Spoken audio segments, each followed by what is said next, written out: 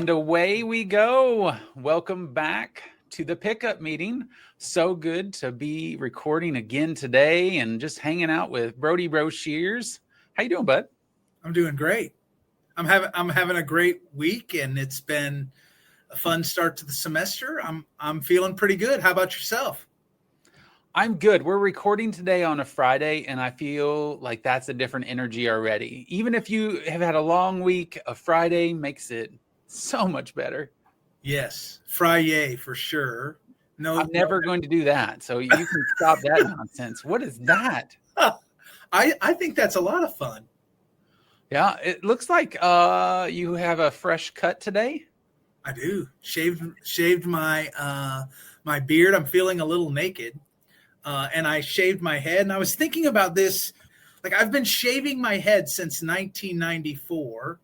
And now I'm bald. Like, my hair wouldn't grow back. But I think about the amount of money I have saved because I haven't been to a barber since 1994.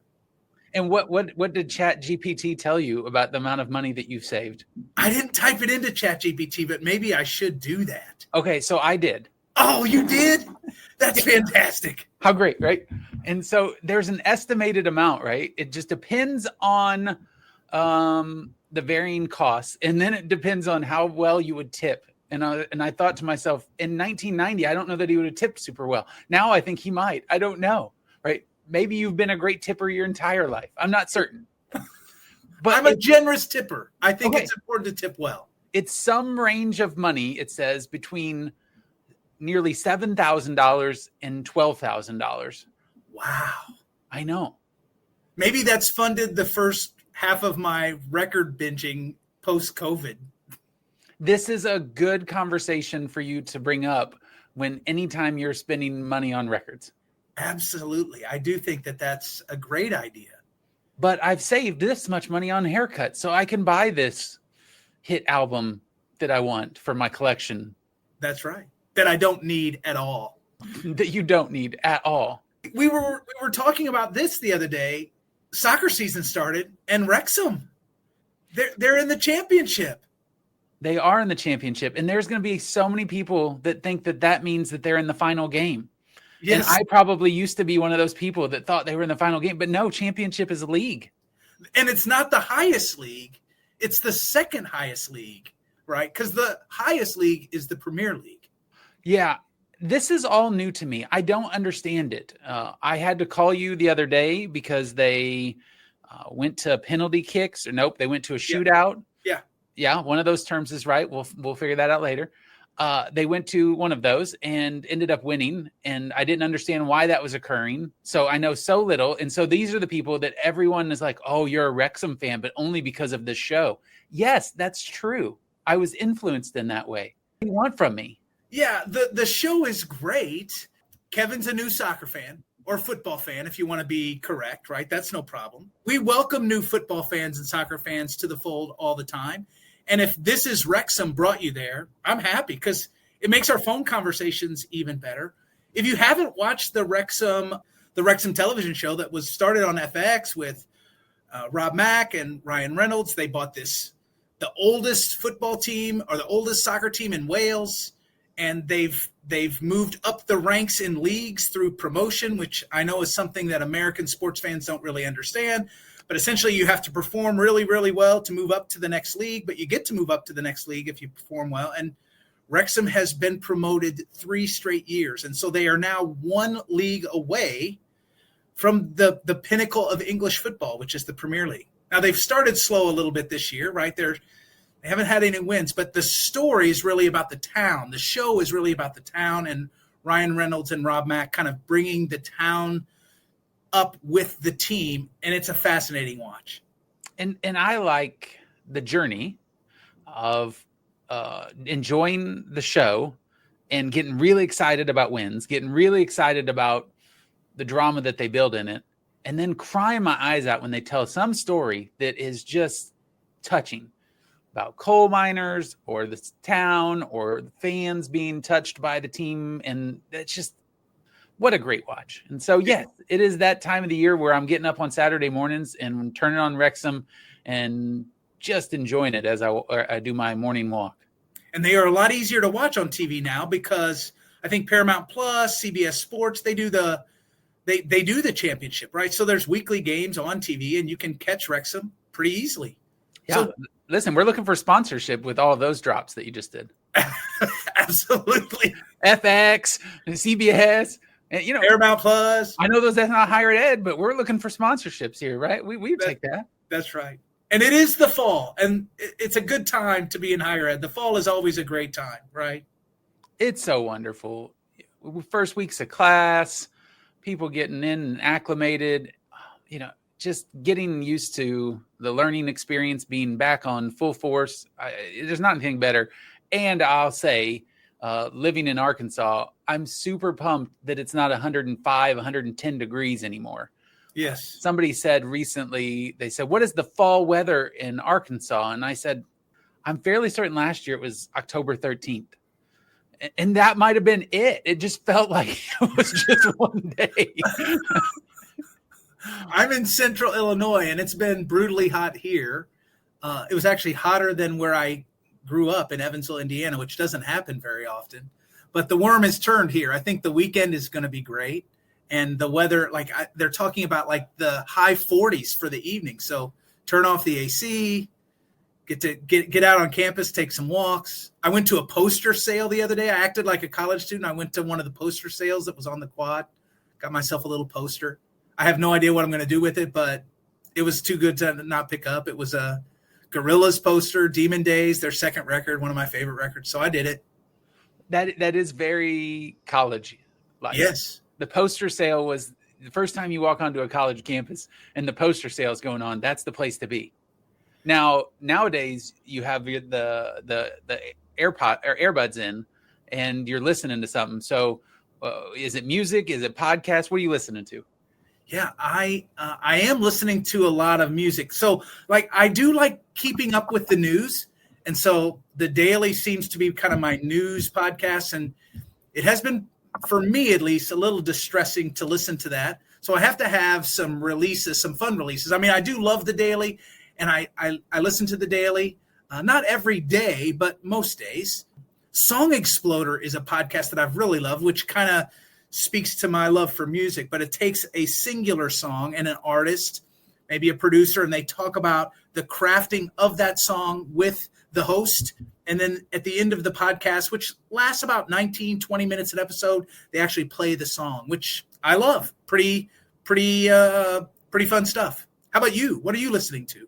Yeah. So about a year ago, I stumbled onto a show called Purple Daily. It's a daily Vikings podcast that I listen to, sporting my sport them and my fandom there.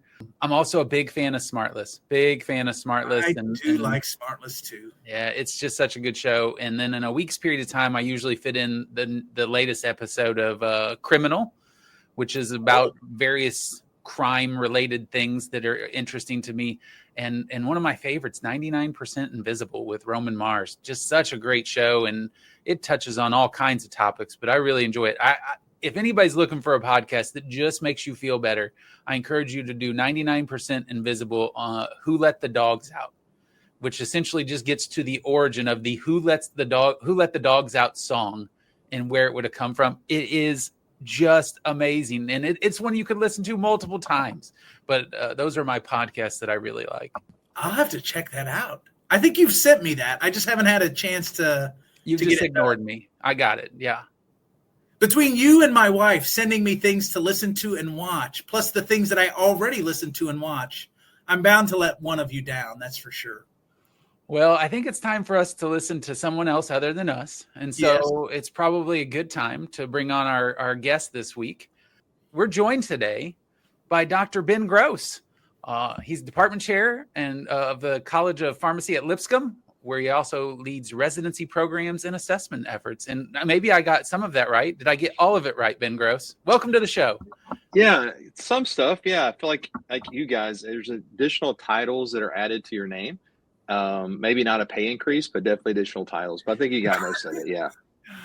I think the audience might be familiar with other duties added on without additional pay. That's for sure. Yeah, it's not part of the contract, but it's always in there. Read the fine print. Right. And our titles have evolved to a point where they're just so general because we don't want business cards to be that long. So let's get started here. We're going to self-disclose from the beginning here. We need to. This is really important. This is important. In our previous shows, Brody and I knew both the guests. In this one, Brody doesn't know Ben, but I've known Ben for 25 years. And so Ben and I went to college together. We grew up a little bit in some of career-related things.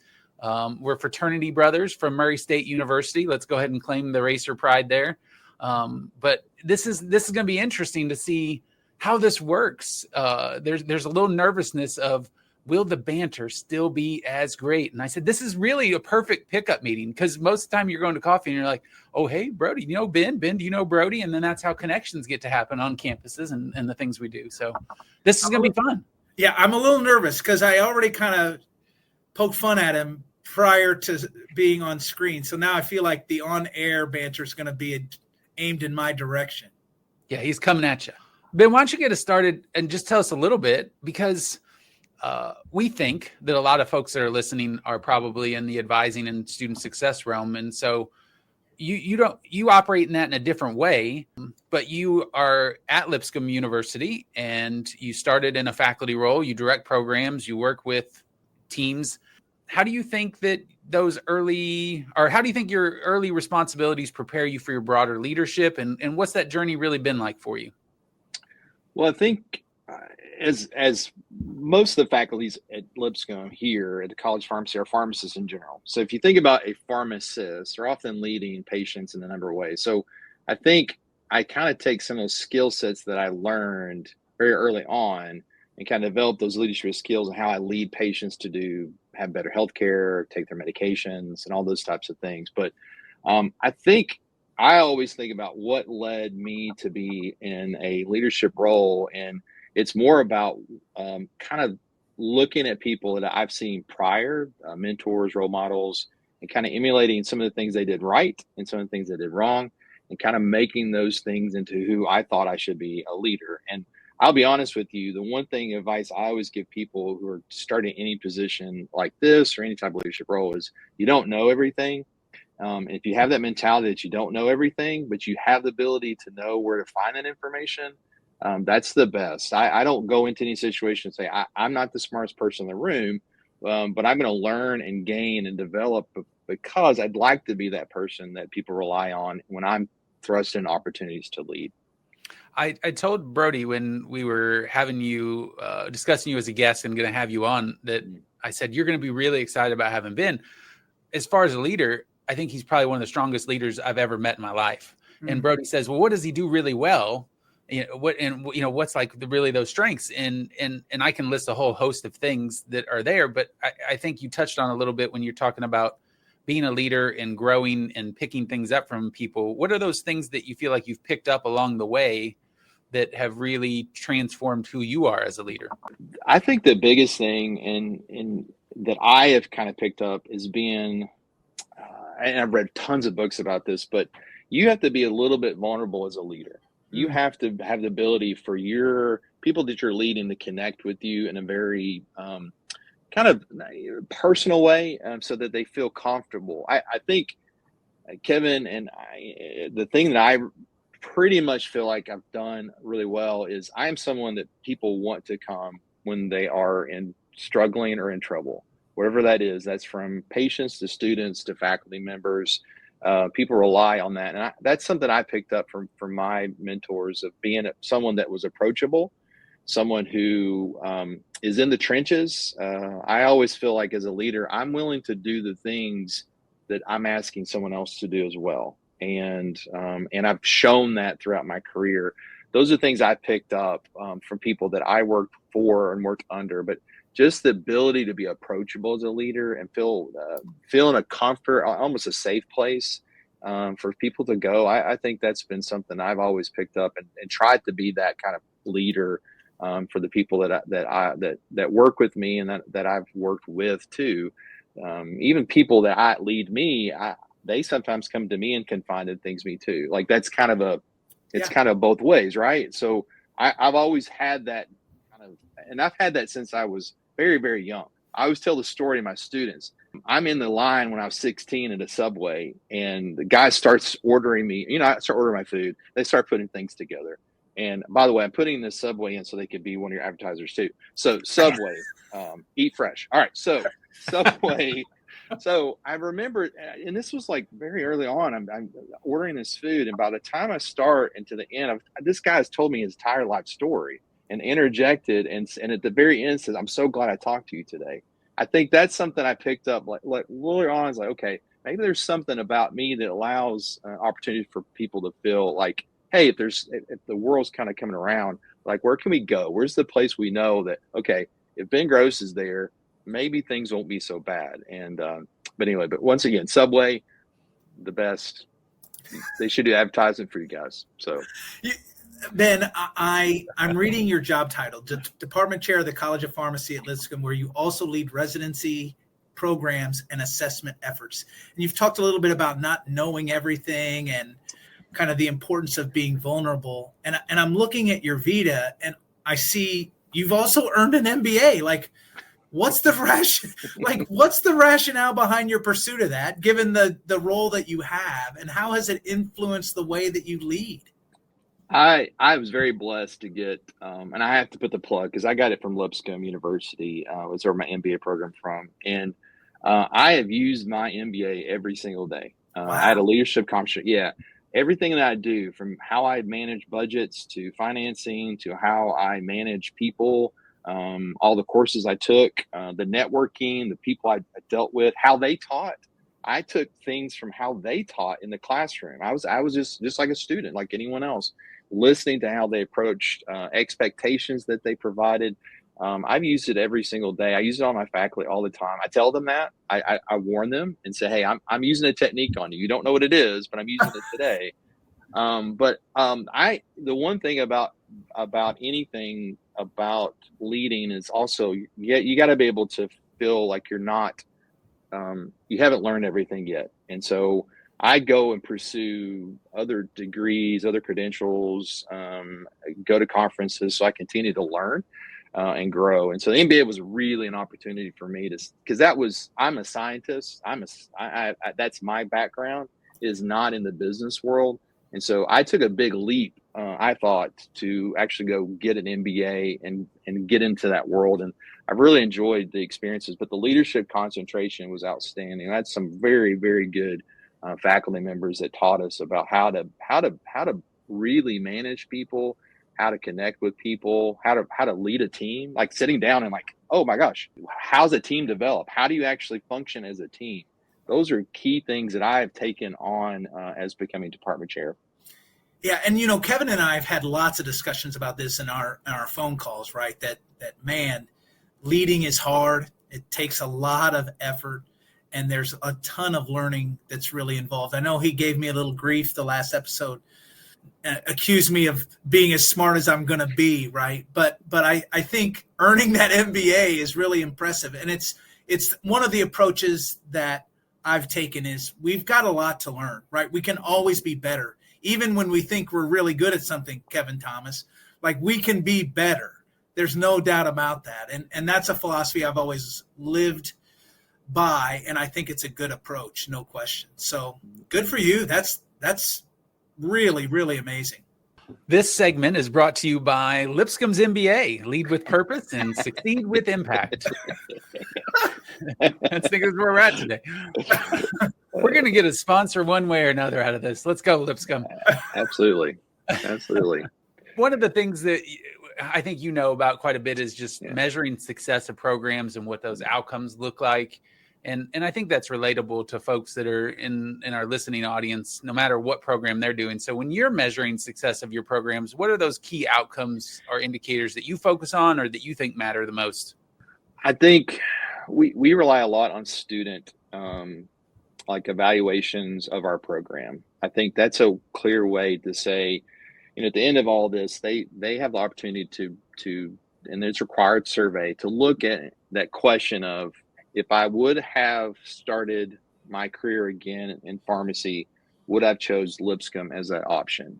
And that's still a benchmark to where we see a significant majority of our students either say strongly agree that they picked the right place. I still think that's important from outcomes of our program, because the students are like, without the students, I'm not in this position, right? So we can clearly need to understand that.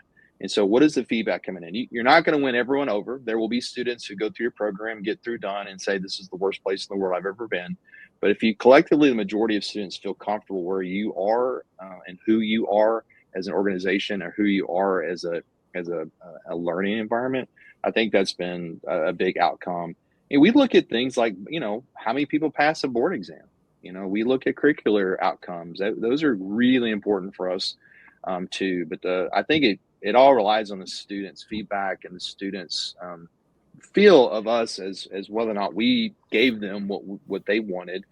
Did they learn? And then are they still, I hope at the very end that they still want to pursue, when they graduate, that pharmacy is still the number one career option for them.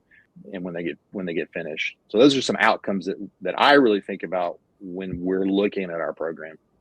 I like it from the pride standpoint of things that you're talking about, because whether it's pharmacy or undergrad or whatever degree you're achieving, there's a pride point that's there that we want students to own, that we want to own. We look at this and say, we're Murray State grads, and I love that I'm a Murray State grad. Yeah. But I will also say on Hilltopper games on Saturday, it's like, yeah, I'm a WKU grad too. It's that emboldening of who we are that really makes that pride that's there, and says the experience was worth it on top of that pride. And I think that's a reality that is just so strong and is a metric that's overlooked as we're looking at graduation rates and completion rates and placement rates and all the things that are there. Do you have pride? Are you going to put on a shirt that says the institution's name and walk around and be super pumped about it? Well, I even think student voice just more generally, right? Like we forget that we're here for students, and students have ideas about what's worked well or what hasn't worked well in their programs, in their advising experience. And your response is really just a great reminder that students should be at the heart of any kind of assessment that we look at. They should be at the heart of any kind of reviews. We need to hear what's working for them and what isn't working for them as it relates to any programs that we might be overseeing. I mean, yes, pride's important, but that voice of just is what we're doing, what we say we're delivering, and our students taking that from their experience with our programs or with our academic majors. I think that's really important. So, Ben, we're not faculty, right? But what's the common misconception between faculty and staff, or ways that collaboration should be able to occur better between faculty and staff? Well, the one thing is that I, as someone I still teach in the classroom quite a bit. And so I still feel very connected, but there is when you think about faculty and staff, the collaboration there is very important. How the staff interact with the students, how the students interact with the staff. Like, you have to be a role model of how you want your students to act in front of faculty, in front of staff, in front of the president, the provost, whoever that is. We pride ourselves on professional pieces as relate to that.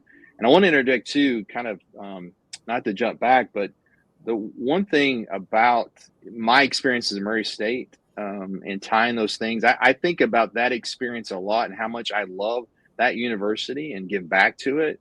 I take that same kind of mentality when I think about how I motivate students to have pride for this college, or have pride or really passion, to be honest with you, in what we do as pharmacists, as learners. And so I do take that in. And I think that's, I guess my key point there is tying that back is I try to be a role model for our students on how they should treat other individuals, and staff is a big part of that. And without staff at any college, university, institution, organization, whatsoever, they're the lifeblood. And so we try to make sure we recognize that relationship as much as we can, because without them, there is not learning. I mean, we dealt with some technical issues today. Without my staff, it would have been terrible. Because we're doing quizzes and exams, and we're always in need of them. And actually, to be honest, we never have enough staff, if you know what I mean. So, it's like function what we've got. And that's another pride to them, is the staff have a big pride in going through and saying, I'm graduating in the future, right? So they may not be teaching, they may not be in the classroom, but they're a real key point or a process for us, for these students to do well in their careers. And that's part of the entire process of that pride piece, that everyone has pride in what they do here. And that should be how it should be, everywhere that you go in particular. We have a question from somebody sent in a question, and this is our first. I feel like this should be a segment. Oh, wow. Okay. Questions that are sent in. I'm not going to tell you from who, and that's always fun too.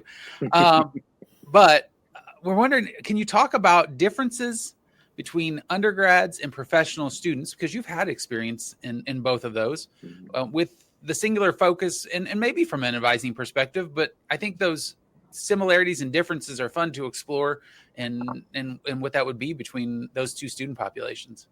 I think from the biggest difference is probably what you kind of said, is the specialty piece. So when you move into a professional degree, from business to pharmacy, whatever that is, it's very specialized. So you begin to really explore what your career might look like.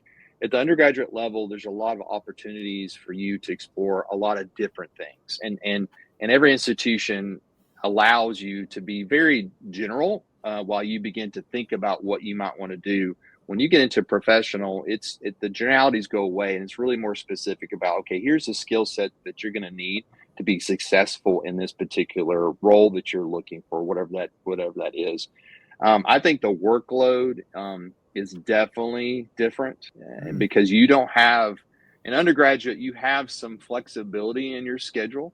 Obviously, there's financial aid and timing and things like that. But most professional, particularly health, medicine, pharmacy, dentistry, optometry, whatever that is, those all have a very number of credits that have to be accomplished within a certain period of time. And so that's a big leap for a lot of students, where they can't go, oh, well, I really want to take 9 hours because I got a lot going on. No, right. You've got to take 15, and that has to happen. So I think those are some couple big changes. And that's one of the most important interview questions that we have for students is, do you understand what you're getting ready to do once you leap from undergrad into professional school? And then we have a lot of students that have gone on to do a few years of a different degree and coming back to that. And so that's still always a question to ask, that we continue to ask, like, why you want to do this. That's common. But the other thing is, like, have you thought about what this looks like when you're now taking 15 to 18, maybe even 21 hours in a semester with labs, with difficult courses? Everything is a 300 course. Everything is a 400 course. And what institution, that means different things. I know that, but it's an upper level course for almost everything that they're taking. So that's a big leap for some people. If we're looking ahead, right, thinking about your role specifically, what trends do you think, Ben, will most transform higher education? Like technology, policy, integration with external partners, something like that? The other thing too, and I was thinking about this as you were talking in your last answer about some of these differences. Brody and I's world in the current legislative experience, when we're focused primarily on undergrad students, with the changes that are happening in DC and changes that are happening in various states, and I don't know Tennessee off the top of my head and the things that are happening. But along with his question, thinking about those things that are transforming policy, integration, technology, how are things hitting your students differently, if they are? I think, and this is one thing that I don't think students are recognizing what's happening in DC a bit, and that's a struggle, particularly when you think about Grad Plus loans and things that really can impact them. It's kind of outside of mind. It's like, it's not impacting me just yet. But that's, I think AI is you talk about technology, but that is the game changer. And I think that our students are embracing that and utilizing that as a resource. And so we have to, that's the biggest thing that we are adapting to is learning about AI. We have a master's program in artificial intelligence here at the university now. there's just a lot of things that we're exploring. We use Boodlebox. I mean, there's just things that we've determined that, hey, instead of kind of waiting for the students to kind of tell us what they're doing, we're going to kind of be the leader in kind of helping them understand how to use this technology in a way that's more functional. But policy things, I just think things, just how students can fund education is a big piece, a big concern among us. And because, the professional schools are, from my perspective, they're not inexpensive opportunities, great careers, great financial resources when you graduate, but you got to get to that point. I think that's a big piece. But I definitely think the artificial intelligence, the AI, the technology are big things that we're looking into at this university, at the college, that we're prepared for that. So we can help our students, because that's going to be the embrace. They're going to be doing that. In 3 to 4 years, that's how pharmacy is going to change, how healthcare is going to change, how you interact with the pharmacist is going to change over the next 3 to 5 years. Absolutely. I think for the positive. I think for a better. I'm always for more technology, more knowledge. I think that's what we try to explore with our students. Is there a so I want to keep going here, because one of the things that we've been talking about with AI is helping people in their specific roles understand how AI can be useful, right? So role-specific training or role-specific literacy. So thinking about pharmacy, what are the ways in which AI are going to transform this profession for the positive? Like, is there a specific example that you can use that you've thought about in your teaching or with students who are in your program? We've used like bots to kind of help people understand the material. That's stuff that's out there that we're looking into, ways for resources for students to be able to understand in a different way, so that we are not leaving the classroom, but we're adding all this information outside of that support. And also too, that what I find to be more functional, but is always a struggle, is students need to critically think. And so that critical thinking, if you read a lot about critical thinking, has a lot to do with the fact that a lot of students don't read. They get information from some smart technology, a quick Twitter, not X, I've just aged myself by that. But good. I think we're all very similar age here. So they're getting information, and they don't use Twitter and X, they use other stuff. I get that, but they get their resources, but it's limited in that.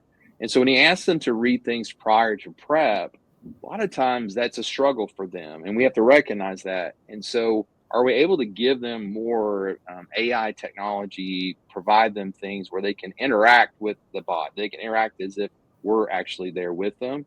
So they may hear concept in class, and how can they be supported outside of that? I think that's a great opportunity that we're trying to explore, versus the some of the ideas like, AI is an opportunity for them to not do their own work, right? That's if you're in those world, that's, if you've been in a conference, that's the kind of like, now we're trying to police it. I think it's an opportunity to say, no, do it this way, right? This is the way you should do it, and this is the way it's going to be more effective, and you learning in that experience.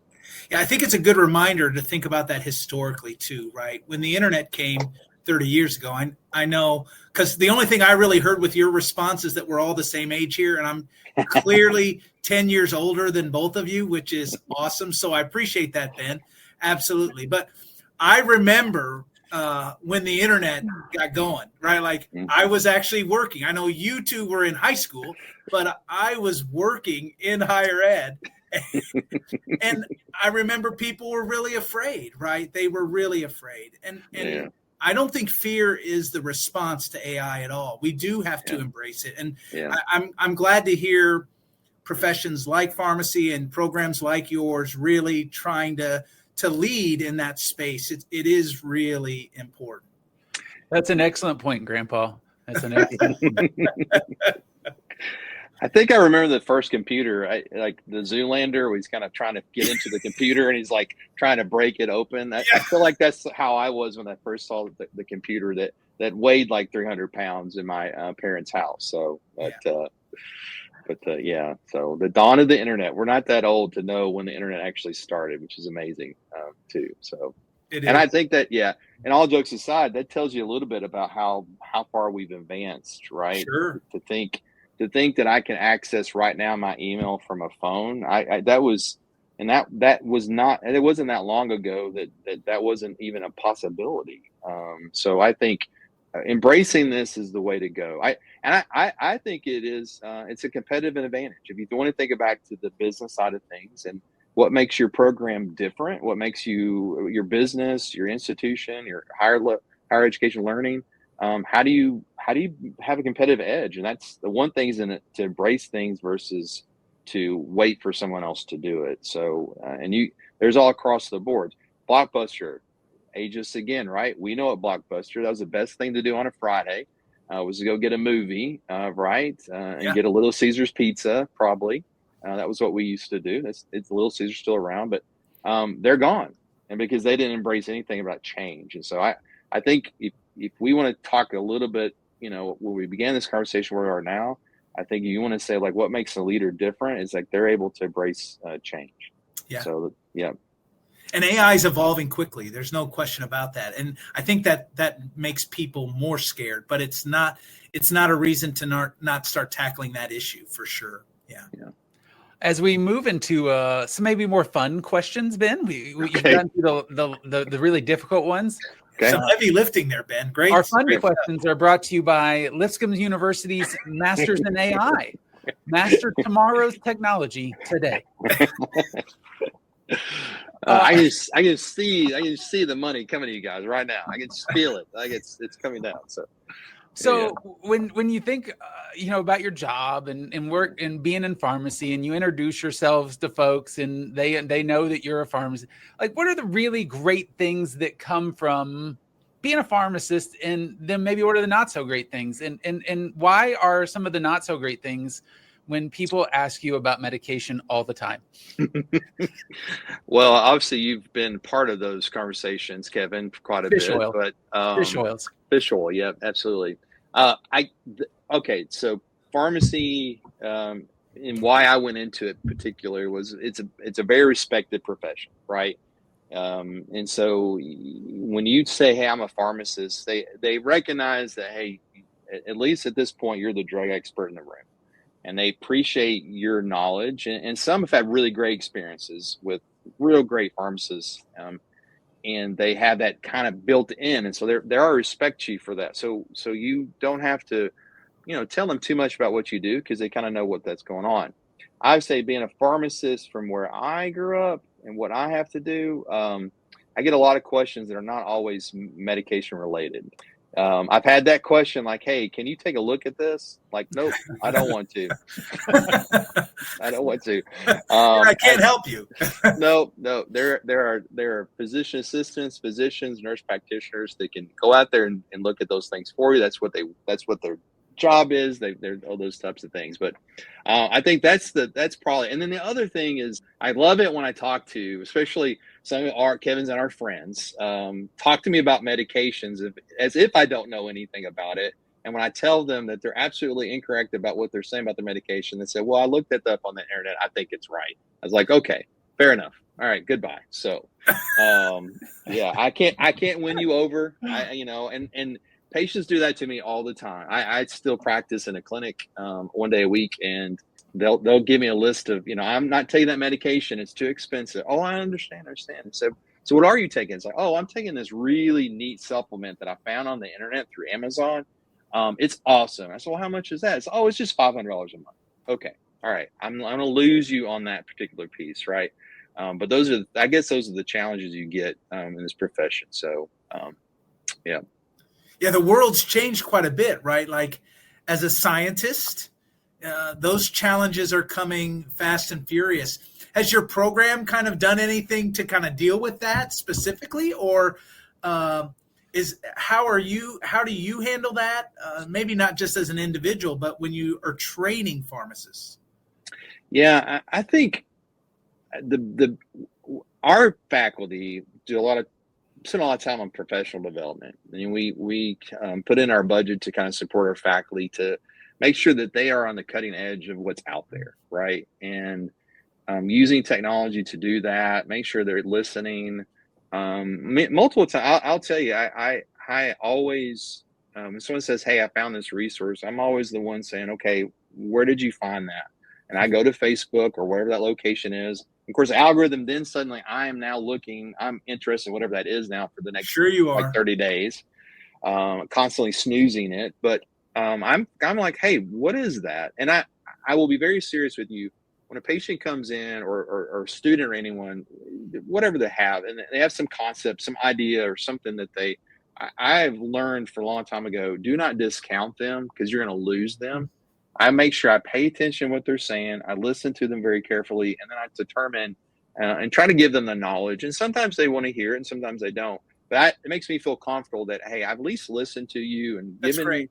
yeah, and then make sure that we're, that I'm not discounting it. Although my brain, sometimes I'm going, this is what you're saying is a little crazy, but I'm not going to discount it just yet. But let me give you information. Let's look at the resource. And I find a lot of patients now and students do say, hey, I found this on the internet, on Facebook. It's probably not accurate. About 10 years ago, it was like, I saw this on the Facebook. It's definitely accurate. Right. Okay. Now it's more like, I've seen this. I don't know if this is accurate or not. Can you help me with it? I think a lot more people are in that kind of framework, but definitely we try to teach our students to always be lifelong learners. You got to continue to learn. You can't, what I taught 10 years ago is actually obsolete now. And so you've got to be up with the times and the resources related to that. And I assume because the chair that you sit in, Ben, and we don't think about this as much on the staff standpoint of things because professional development is important and constant learning is something that we strive for. But when you're sitting in the chair that you sit in as a department chair and the science and the world is revolving and evolving so quickly, I'm guessing from a curricular standpoint, you're having to look at that pretty regularly to decide what's effective for our students so that when they graduate, they're not 5 years behind. Yes, we have to. I mean, we have to look at our curriculum. It's constantly changing. You have to be, there's a set of accreditation standards, obviously from SACS, from the university accreditation standards, but we as an organization have accreditation standards that we're continuing to fulfill. Even today, like a new guideline just came out on how we treat people with blood pressure. That's really changing and will change how you guys and I will be treated if we get high blood pressure in the future. I just saw something, literally, and LinkedIn is a very great resource for me. I don't know if it is for you guys as a professional organization to find. I make sure I follow the right people that are the thought leaders in areas and to help me with those scenarios. But, even today, there was something that came out of how we actually should practice as pharmacists, our pharmacist patient care process. So I think it's constantly being able to, you just can't sit at home and just sit around. You got to be able to find the resources to be able to continue to learn and grow. And we try to teach our students that they get very lost in the dynamics of the curriculum, the classroom. Like I got my exam, I took it, I'm good. And so we try to spend a lot of time trying to develop them as their kind of really their own kind of identity as they pursue that career in pharmacy. Ben, we promised fun, and then we asked a couple more serious questions. I know. I'm like, all right, let's. But I think it is time, and that's my fault, right? Like I kind of jumped right back in there, but no, you're good. It's time for the lightning round, which I do think is going to be more fun. So let's get going. Okay, I'm going to start us off. Favorite meal, Ben? Oh, favorite meal, fried chicken. Okay, fried chicken from where? If I had my choice, it would be from my hometown with my mom cooking it. But I'm not partial. I don't have a special place. Depends on how many ads you want to get. But Nashville's known for hot chicken. I'm not a hot chicken person necessarily. I do like it. But any fried chicken for me is good. Chicken tenders, chicken wings, chicken legs. I got it. That's my favorite. It's bad for me. I don't eat it as much as I used to because it's really bad for me. But yeah, that's my favorite. I love fried chicken. Let's go. Yeah. I'm definitely there for that. Yeah. All right, this is for our Nashville audience, and just in case you're in the area, I guess. What's your go-to lunch spot when you're in the think mode? Ooh, go-to lunch spot when I'm in a think mode. That's a great question. That's a tough question. I don't want to pause and make your podcast be delayed. I'm trying to think of the places. I mean, there's a great barbecue place down the road from me, and it's a great place. And there's no one in there that's like looking to talk to me about anything. If I go to some places, especially if I go to where I see patients. Oftentimes I go to lunch. There's a patient in that area. So, hey, what's going on, Dr. Gross? What are you doing? But I love places that provide. But yeah, I think there's a great barbecue place, and I think that's a go-to place. It's comfort food, and I just kind of sit there by myself, kind of relax and thinking through, like, okay, what kind of things I want to accomplish for the week. Those are good places. We need to know the name of that place. Well, there's Martin's Barbecue, Edley's Barbecue. There's some good places. Now I went to school in Memphis. So there's all kinds of Memphis places. Those are good places too. So, but some of them have come up here, like Corky, Central Barbecue, all those kind of places. Barbecue's great. Love that. Yeah. We built in fried chicken and barbecue to the first two questions. All right, let's see where this goes. That's awesome. Coke or Pepsi, Ben? Oh, definitely Coke. Diet Coke. Okay. Amen. That's a great one. Sorry, I got lost in the fact that Diet Coke's my love language. I'm a Mountain Zero guy. I know. Do the do. Like, come on. Diet Coke. And I prefer Coke Zero to Diet Coke too. Oh. I mean, I can spend an entire hour talking about the differences in the Coke products, but Coke Zero for me is a backup. So now I have been to a restaurant when they say, "Hey, I like a Diet Coke." They say, "We only have Pepsi products." I said, "Okay, I'll have unsweet tea," or I've said, "I'm leaving," or I drink a glass of water. I've done that plenty of times. They're like, "You don't want Diet Pepsi," but Pepsi Zero is like probably an option. It's good. Or a Diet Dr. Pepper. So, yeah. I'm not really a snob. I mean, I have preferences, but I'll drink any diet drink or any zero drink, I think, that's carbonated. That tells me a lot about you right there. Right. And it's amazing that we're friends. Hashtag never Pepsi. Okay, Ben, if you could switch from being a Cowboys fan to any other team, what would it be? This is very much in our topics we've had. Well, I'm not going to do the Titans because I'm in Nashville. That doesn't equate to me. Although I like purple, I don't know about a Vikings fan. I don't know if I can make that transition. I'd love to say the LA Rams because I know that would make your blood boil a bit, but I'm not going to do that. I'm definitely on the bandwagon of a Chiefs fan, I guess. If I had to choose a different, and it's very bandwagon because they're very popular right now. But I do like Kansas City, that area. So yeah, maybe yeah. But it's very much a bandwagon answer. Outside of that, maybe the Bills. Oh, and I've been to. Cannot be friends. we cannot be friends, Ben.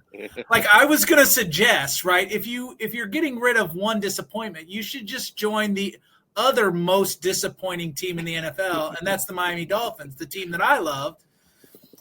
But Dallas is probably right in the same wavelength of disappointing NFL teams in the last 25 years, but not more disappointing than the Dolphins. I think the Cowboys have at least won a playoff game in the last 25 years. But not very many. Yes, it's been a very long history of disappointment. So, and it's just going to continue. So yeah. We're not as it's not. Yes, it is plenty disappointing. But you know what I say? At least we're not like Kevin Thomas, and we just start picking winning teams each year that we're going to follow. Like, and he says, I did all this research to make the Vikings my favorite team. Like, come on. I want to believe him as his friend. Right. And I trust him on that. He did the research. I get it. But I'm a skeptic too. I have to say that. Just I'm being vulnerable here and saying that I'm unsure of his selection. So this is ridiculous. All right, we're moving on. Okay. I don't even know what to do with that one. What's the last book, professional or fun, that you couldn't put down? Okay. I'm a big Jack Reacher character. So as far as like a book that just I can like breathe right through, I'm reading Gone Tomorrow right now and I can't put it down. So I'm reading that at night. That's a really good one. And then the book I loved, I'm a history guy, and a lot of people don't love these books. I did read Alexander Hamilton, which is really the basis, kind of the basis of the musical, the play, right? Yeah. But it's like 800 pages. So I'm reading the same author. I'm reading his George Washington, and it's just a book that you have to read. Like, you have to really think to read through it. And so those are some of the books that I read. So, and then I'll just be honest with you. I read Make Your Bed. I don't know if you've read. It's like a 100-page, real quick book. Talking about tenets. If you ever the admiral that did his speech, his graduation speech, talked about the top 10 things, and one of them is like make your bed. And I always I tell like the students all the time, it's like if you make your bed in the morning, and a lot of people don't. Some people are like, well, I'm going to sleep in when I get home, so why not even make it? But no matter what you're doing, it's not really his tenet, but this is kind of how I got from it. But make your bed. If you come home and you've had a disastrous day, it's a Tuesday from I don't know what, right? And you come home and your bed's at least made, at least you've accomplished something from that. So I teach my kids to do that. We do the same. So when I come home, no matter what, I've got a bed that's made. So I can fall into it and debulk or whatever I need to. But those are the books I've read here recently. Yeah. So. Early professional mentor that you stay in touch with, Ben. Oh yeah. I had dinner with him a couple nights ago. So my residency program director, my faculty member from UT, University of Tennessee College of Pharmacy, that's an early mentor for me. And then we have a person, Mike Young, I'd stay in touch with. Yeah, who was our advisor. Great connection there. That still someone I could reach out to and talk to. And it's someone I'll be honest, it's someone I hope that I continue to be for other people. If I had to pick a person that, hey, I wish I could be that person, he's one of those individuals. Both those are great people, have been great mentors to me and taught me how to be a mentor as well. It's great. Beach, lake, or mountain? I'm not a beach guy. This skin doesn't do well with sun. So I'm not a real beach guy. I think I'm mountains. I like mountains. Not necessarily to hike, but to drive my car and then be in a cabin and actually look out at really pretty scenery. I think that's probably it. So, but that's a tough question because it depends. It depends on. So my family loves the beach and my family loves the lake. So I love where they want to be. So I guess that's the question. Yeah. But if I'm by myself, I'm very much in the mountains. Yeah. Yeah. So. Yeah. To me, it depends on which kid I'm with, right? Like my youngest loves the beach. My oldest would prefer the mountains. So. Okay. Yeah. And both of them are terrified of lakes. So it's not the lakes. Mark that off the list. Yeah. Okay. Ben, your current hyperfixation. Hyperfixation. Wow. I know. This is the question, Brody. We got one in that the person just was hit with. All right. So, okay. So I've been doing some, DI projects at home. So do yourself stuff. I've been fixated on a wall that I have probably screwed up, and I have been like meticulously trying to make it perfect again. Wow. And my wife says you still haven't got it yet. I'm like, so I'm hyper fixated on that. I go in there it's a bathroom. It's only ours. It's like a single toilet bathroom in our bedroom that no one else sees but her and I, but we are both fixated. Like it has to be perfect. And so it was a contractor job, and then something happened, and I've been fixing it for weeks and weeks and weeks. It's not perfect yet. I have done everything. I'm hyper fixated on it. It drives me crazy. So, but I get the last speed round question, and so it has to be short. It has to be quick.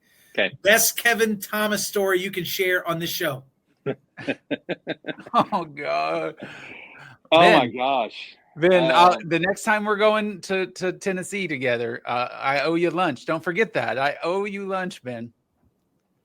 I've got lots of stories on Kevin. I'm going to say this is not what you want. Okay. Cause you're wanting something that's embarrassing things. I'm just going to say some of the best moments is us driving to our kind of annual kind of guys trip.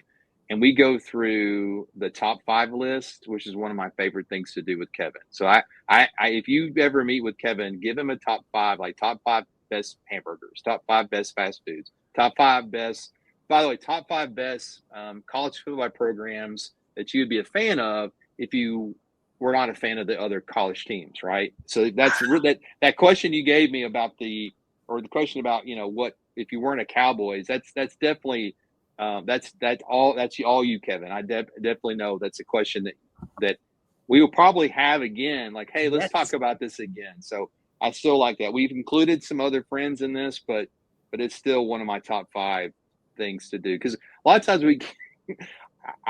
sometimes I want to do a reaction, and this is very, very long, so I'm going to stop with this. But I sometimes want to say things to get him to have the reaction of like, oh, what are you talking about? That's not even close to what I would put in my top 5 list. If I've done that, I have accomplished my goal to say, oh, okay, why would you dare pick the Buffalo Bills, right? Yes. Okay, that's how that works. Why, man? Why would you do that? Why would I do that? I apologize. I thought, I was afraid maybe you were like a Jets fan or something when you talked about the Bills, but or if you're a Patriots fan, which I would rather not ever be a Patriots fan. So yes, we're all in agreement on that. All in agreement. Yeah. Yeah. Ben, thank you so much for being with us today. It's been a pleasure to have you, and thank you. It's been great learning from your experience and just hearing about your journey a little bit more. Well, I appreciate you guys letting me have that opportunity and to come on and not be too too winded on it, but I appreciate you guys. This has been fun. My first podcast, guys. I was. Oh, that's fun. Yeah. So, absolutely, my first podcast. Yeah, absolutely. So it's been fun. Thanks so much, Ben. Okay. Great to meet you. All right. Great meeting you too. Absolutely. Oh, Kevin, I can see why you guys are such good friends. How fantastic, right? He's amazing, just like you. Listen, I think Ben Gross is next level. It's just in his approach and his demeanor and just all the things. We didn't even talk about the fact that I think he's been in like 45 weddings because everybody loves Ben Gross. Ben Gross is just great. Yeah, I mean, I always think about like what's the one takeaway from some of our serious questions, and that evolution, right? That being willing to change, so important when you're a leader, right? You can't be stuck in your ways. You have to evolve.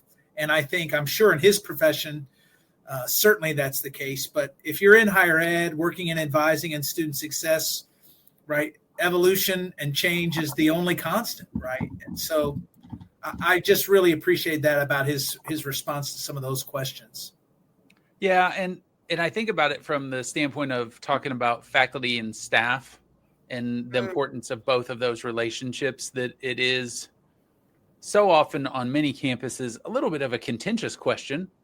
Faculty think that this is their role and staff think this is their role, but the truth of it is without working together, and Ben pointed this out, that neither one really functions super well. And so it's so important that those two areas of campus, those two lifelines of success on a college campus, work really well together, because that's where that success comes from. So I thought that point he made is a really powerful one as well.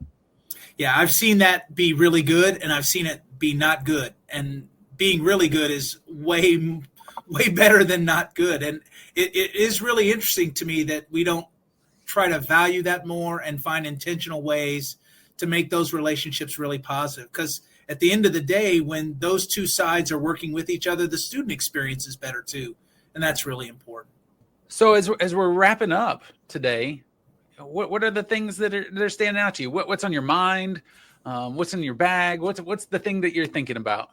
Yeah, so like the one good thing, we do our phone calls like this. I was thinking about that. Like, tell me something good. Yeah. Like Kat and I are addicted to this YouTube channel from Amoeba Records, and it's a segment that they do called What's in My Bag.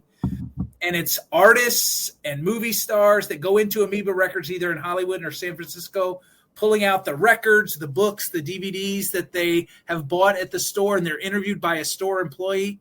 I am fascinated by what artists and comedians and movie stars are inspired by when they go into a record store. And I can't get enough of it. And they've been doing this for like 15 years. So they've got some COVID sections where people are pulling stuff from their house, and they've got stuff from 10 or 15 years ago, and then just stuff from last week. And I'm addicted to it. How about you? What's good? Well, kind of following up yours, and if you haven't checked it out, there's a show on Netflix. It's similar to that, talking about guests with guitars. Norman's rare guitars. I don't know if you've watched that one, but it's pretty great too. Things on my mind. Yeah.